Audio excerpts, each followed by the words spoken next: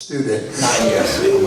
I think it was 8 years. He counted them. He counted them by the minutes. Came in with me in 2008 when I came back from Rome, and I just am so happy to have him speak for the last part of this. Father Al Carver.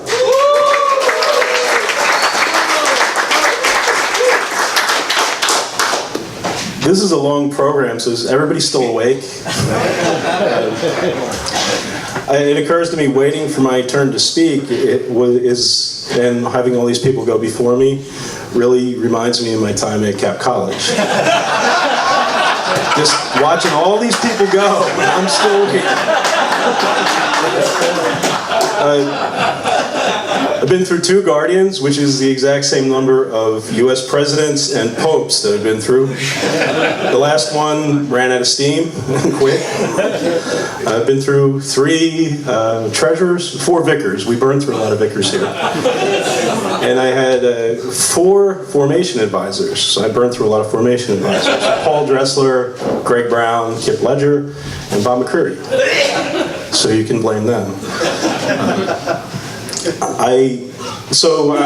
That's just to emphasize that, like, I have a lot of things I could talk about, but what I really, I had an interaction with someone last night that made me decide to talk about the wonderful fraternal life we have here. And I was doing Mass at Cal University, which is a state school, so it's basically pagan, so I have to reserve a conference room and make a makeshift chapel, and afterwards I'll talk to the students as I'm cleaning up, and there's one young lady who's from a very large devout Catholic family. She has 2 brothers who are priests, another one in the seminary, and she's curious about religious life, so I'm attentive to this. I want to answer her questions. And she asks me, so is religious priesthood like community life? Is that like always being in the seminary? And I was like, oh gosh, no. It's, thank God, it's not. Then I said it's more like we have smaller communities, 5, 6, 7 friars, and it's a lot more like a family, except with all men. And these are her words. I didn't agree with her, but she said, well, if it's all men, there must be a lot less drama. Her words. I didn't. But what I did say was that men and women are different, and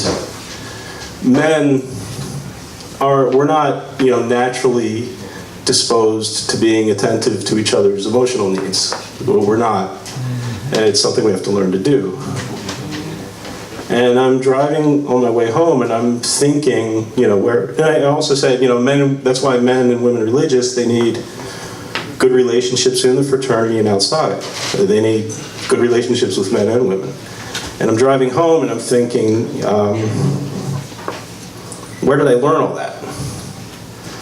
And I learned all that living here. I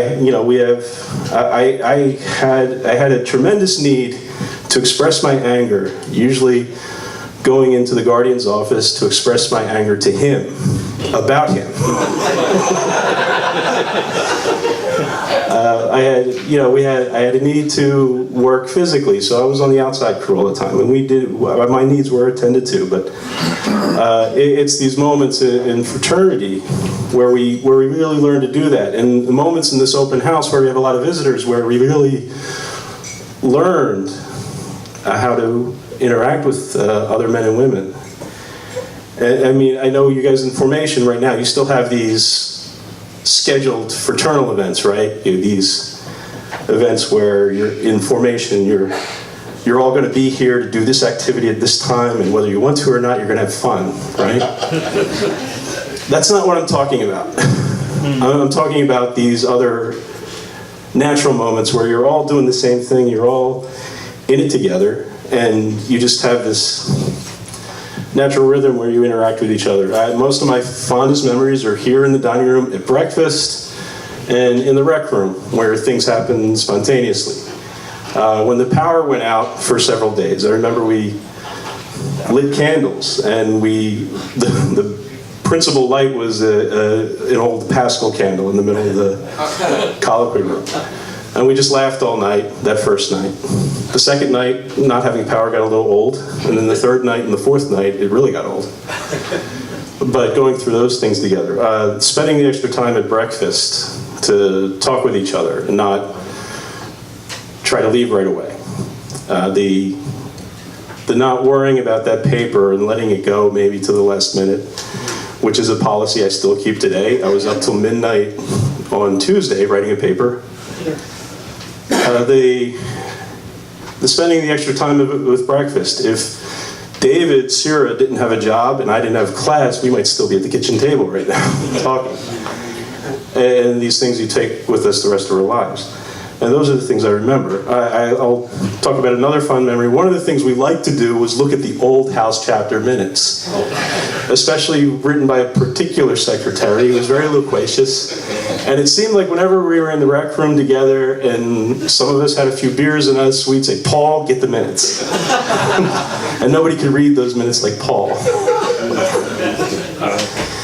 And what's really important about this house now is the formation in fraternal life. And that's what I appreciate now. That's what I still use now. And that's what's formed me for the rest of my religious life. Thank you.